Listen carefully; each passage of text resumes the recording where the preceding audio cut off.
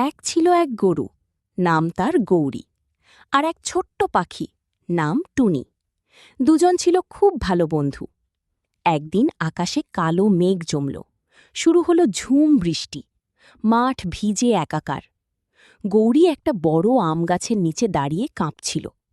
গৌরী বলল, টুনি বন্ধু, খুব খিদে পেয়েছে, কিন্তু বৃষ্টির জন্য আমি নড়তে পারছি না। গাছ থেকে কিছু ফল পেড়ে দেবে, আমি খেতে পারি। টুনি ডানা ঝাপটে বলল, অবশ্যই বন্ধু, তুমি তো সবসময় আমাকে রোদে ছায়া দাও, আজ আমি তোমার জন্য ফল আনব। টুনি উড়ে গেল গাছের ডালে, ঠোঁট দিয়ে পাকা আম আর পেয়ারা ঠুকঠুক করে নিচে ফেলতে লাগল। গৌরী খুশি হয়ে বলল, আহা, কি মিষ্টি ফল, তুমি সত্যিই আমার সেরা বন্ধু। টুনি হেসে বলল, বন্ধুত্ব মানে একে অপরের পাশে থাকা, বৃষ্টি হোক বা রোদ। বৃষ্টি তখনও পড়ছে, কিন্তু গাছের নিচে গরু আর পাখির বন্ধু